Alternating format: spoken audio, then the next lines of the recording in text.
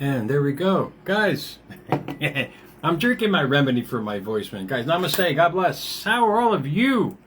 It's my hand in the screen, man. But it's Wednesday. Happy Wednesday to you guys. It's National Whistleblower Day for all you tattletales out there.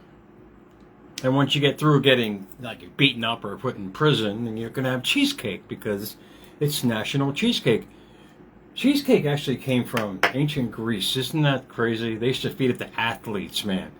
I mean, what were they thinking? I don't think they had a nutritionist back then to tell them to figure out. But National Whistleblower Day, honestly, some of you can concur with this. I mean, to me, the biggest whistleblower, was crucified. He was trying to tell the truth about what's going on in life, and to hopefully help others create a different path in life. And a lot of people have learned, and it's been documented and edited throughout the centuries. But at the same time, we are given a gift of following our heart in whatever we do. And I hope that this story I'm about to tell you will help you stop bitching about life, man, and start putting a direct emphasis on exactly what you desire. Because if you do that, the benefits are amazing. As I was leaving work today, this story really hit hard, because to me, it's motivating, yes. Inspirational, absolutely. The guy is blessed big time. But at the same time, I'm the type of guy who wants to find out why things are happening. Why do these things keep happening to good people? But the thing is, you don't know what's going on between the left and right ear. Because that kind of energy, if you guys are into, thoughts eventually become things indeed, you'll realize that our preamble, that what we follow every day, is just going to manifest in our life. So if you change what you're saying, you change how you're thinking, you change what you're feeling, you change what you're bringing. And to me, that was so poignant in my life in so many ways. But let me get to the story.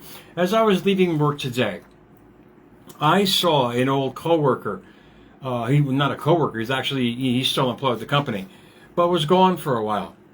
This guy, I mean, I've known him for years. He up here at this operation, he was transferred to a new one about 2 years ago. He had already beat cancer. The guy he's only in his 40s, man. He already beat cancer. I liked him for that. He was very, I fought this thing, tooth and nail, and I won. Oh, they're good for you, man. Me, before knowing what fighting was, if you're in that fighting mode, you're always going to be fighting things in life. That's how, that's your own karma per se. You want to alleviate that in life. You want to stop fighting and just start aligning with what you want, with the energy, and push that out every single day. But as I was leaving today, I realized he was gone for a while. And I saw him today, finally, after hearing the news, what had happened to him. What had happened to him was so minute, but it turned into such a catastrophe in his life. He was scratched by a cat, man. I mean, a lot of you guys out there are cat owners, cat lovers. Scratched by a cat, developed an infection from the scratch, whatever it might be. Next thing you know, he woke up a week or two later in the ICU. He goes, oh wow, what happened? Apparently he got an infection from the cat scratch. He woke up, he was missing 7 of his 10 fingers. And he said, oh wow, I got to deal with this the rest of my life. But then he looked down, his legs were gone as well. Well, what had happened was the infection spread so fast, the doctors had no choice but to amputate from the knee down on both of his legs, 7 of his 10 fingers, and totally basically disfigured this guy. He has no thumbs. So when I saw him today, he's back at work. And this is 11 months later. And when I saw him today, I said, it was great to see you, man. I said, how you doing? You look great. You look great. He goes, yeah, just another obstacle I fought to get through in life. Not in a bad way. I mean, they even offered him at his rehab to be a motivational speaker. But he wanted to come back to work. He felt he wanted to come back to work because, the employer that I have, God bless him, let him have the insurance even when he was out to get the best care. That's what I'm talking about. But the few words that he said to me, because I was leaving and he was coming in, he was very busy and I was busy, was I had this just another obstacle in my life I had to fight. Think about what he said. He expects things to happen in his life, and granted, he's doing great. When you have that kind of mentality in your life, things are going to happen whether you believe it or not. So whatever you're focusing your energy on, whether you're going to be a fighter or you're going to be an aligner in your life, and you put all your emphasis on it, not, what happened to him. I don't see. This is what I'm trying to emphasize here. I could sit there and categorize it as energy, his own energy. He's a fighter. He wants to fight everything in life. Therefore, he attracted more things to fight. You guys can go along with the knowledge as well and believe for that fact. You don't want nothing bad to happen to people. I want nothing bad to happen to anybody in life, even my own worst enemy, man. I could care less about that. But to me, it's a big red flag when catastrophic things keep happening in your life. And you guys can attest to that with situations in your life. Probably not as extreme as his, though motivating and inspirational indeed. But should be the biggest red flag for you guys to realize, well, how did I create this? These things don't just happen. How did I create all of this? Like when I was sitting in my 12x12, there was many nights because I couldn't really go out, man. I didn't have a car. I didn't have any money. I couldn't go even walk to the store. I had to go look for money back then. But it caused me to think, the biggest red flag was, how did I get here?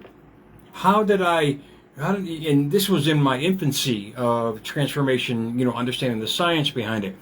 And learning that science is a direct cause and effect in your life to know, grow, succeed, and or fail. I didn't know this back then. But to me, I asked a lot of good questions, therefore leading me up to where I am now. And I want to bring that to the third power of man and really bring it out to people that if things are happening in life that are catastrophic, and not in that sense, but in other ways, mind you, but be happy you're healthy. Indeed, you're able to go against what has happened to you, learn from it, and move forward in a healthy fashion. Examples like this guy are inspirational. Yeah, he made it through it. But what was the mentality, the energetic level that brought about all these scenarios in his life is the question that I like to ask for myself. And I'll obviously give him some good vibes as well. And what came across to me was that out of the quote box tonight. And when you guys get to the point in your life of being sick and tired of constantly hitting that friggin' brick wall, you're trying. I mean, what helped me was out of the quote box tonight and learning to really become obsessed. Hint, that's one of the words out of the quote box tonight. Become obsessed with the new life that you want, using that energy, directing it, and moving forward from it. And my friend's case, my coworker's case, perhaps he was obsessing in the fighting mode of life, the bad of life. I've been this far, here we go again. What's another obstacle? He was welcoming. He had the welcome mat open to different obstacles. But granted, he's doing great, and I hope that he has a better mindset from it because he looked fantastic. Sometimes we need a couple red flags to wake us the hell up. I needed 10 years of red flags to wake me up from my stupor as far as how I got to where I was. But out of the quote box tonight, digressing. Again, the voice is doing good. Let's hold up, Mr. Voice. Decide what kind of life you actually want. Then say no to everything that isn't that. That's from an unknown author who penned that. And it's a great point because when you really think about it, obsess is not a bad word. If you can get completely obsessed and immersed in that true desire, like I do every day with my desires every day, and I move forth with all of them. I mean desires plural. I have tons of them that I'm constantly immersing myself into because that's the kind of energy I want to emit every day. And that word obsession, may sound kind of creepy to some people, which I don't know why, but the direct meaning from obsession is to be excessively preoccupied with a particular thought, idea, or activity, often to the point of where it dominates one's thoughts and or actions, with synonyms of dominate and possess. What are you obsessing over? I'm not talking about like an X or meatball or whatever. What are the feelings are you obsessing over? I asked somebody today about that. I said, what's your thought when you pay your bills? I'm always looking for, answers. And the person said, oh, I paid them. That's great. I said, how'd you feel about when you paid them? And the person said, oh, it was never enough. I said, you wonder why there's never enough in life, because deep down, that's how you feel. The whole point of transformation is changing that cell tower signal, is changing your alignment, is changing who you are on the inside so it can reflect a better you on the outside. But the problem is, this is how we were trained growing up. And you wonder why Jesus got crucified. He was a whistleblower. He's saying, I am the way. I am the light in the way. This is what he was trying to tell us back then. But we didn't listen. So this is what the other people in the world trained us to do. And this is why you have to literally get obsessed with that ultimate desire you want and get away from the conformity that life has taught us. Very few people will do that, and I hope everybody does it, honestly, because you're going to feel so much better about yourself. You're going to feel so accomplished. You're going to feel so proud of yourself. But the problem is they put this shit in front of us that we followed for decades. And here's the verbiage here. We were trained to raise our hand, wait your turn, and follow instructions. Then they told you to then they told you to get a job, work 40 hours a week, give half the tax. Retire at 67 if you're lucky. That's not a life. That's a script. Indeed, we were programmed with that kind of mentality in life. So you wonder why it's so hard for people to change the program when that's constantly being sent in to our psyche. You have to be the certain way in life. You can't have your own desires. You got to follow the script that life has sent us. And to me, that's a bunch of bullshit. I've always been yelled at for that. It took a lot of courage for me to admit it throughout the years, but reading all those books that I've done has taught me otherwise. And just like Jesus was, he was trying to share a message with science and neuroscience. It's a message to you guys that if you put all your energy into that desire and become obsessed with it, embody it with every cell of your body, life is going to start showing you the way. Napoleon Hill said it in Think and Grow Rich. I'll read you a passage from that. But Coach with Steph, I like her. Please follow her on Instagram. She's awesome. Coach with Steph said this. When you're obsessed with vision, when you're obsessed with your vision, not from fear, but with faith, you feed it energy. You give it life. Think about what she said. Not from fear, but with faith. How are you approaching that obsession, that so-called obsession? Are you approaching it from a fear sense, what's going to happen to me, or a faith sense, as small as a mustard seed? And realize that you can conquer any mountain. You put that kind of emphasis on it. The world is your friggin' oyster. And then she goes on to say, you feed it energy. Indeed, that's your emotion. That's your feeding every day. Watch how it manifests in your life. You give it life. Indeed. Why your dreams take so long? Because you only visit. Obsession is living there. And I actually wrote the last part of that because to me, when I became obsessed with everything I wanted to do in life and everything I wanted to create in life, I had to realize that either I had a serious mental issue of attention span, it's like the mind of a gerbil, or I can sit there and say, wait, let me use the power and put my direct emphasis on it. After laughing at myself in the mirror for a few minutes, I realized that if I put my direct emphasis on my true goals and desires every day, however I do it, think about it, write it, take action, inspired action, moving toward it, it's starting to manifest. I'm starting to see the synchronicities that are involved with that. That's what you have to do. Because what you give your thought to, you give energy to. And from that energy, you give it life. You tack in some emotion involved, some deep feeling about it. You raise up the vibration. That's the whole point. We're trying to get us off from a lower vibration of what they taught us about working 40 hours a week and having to follow a certain script, to raise your vibration, your energy level to the next power, to bring you to the next level. Because you can't get to the next level if you're still in the basement of thought. I tried it, meatball. I was living on bread and water for the longest time, but I don't complain about it. Look at my coworker and what he's been through in his life. I mean, stop fighting and start attracting. Start aligning with that true energy that you want to send out to the world. Watch how the world reacts, and I'll let you guys go on your Wednesday with a passage from Think and Grow Rich.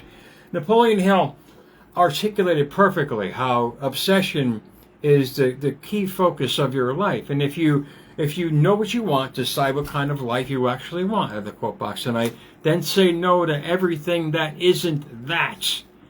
I mean, you start the process. The key's in your hand. The key is your direction of energy and your thought process you're putting towards that obsession. Napoleon Hill said in Think and Grow Rich, and the thing is, I've read that book. I can't tell you how many times. I don't remember this passage. I don't remember this passage. I remember the word obsession, but I also remember the word desire. But this passage is powerful. Listen to this. Even I said, wow. Well, how did I miss that?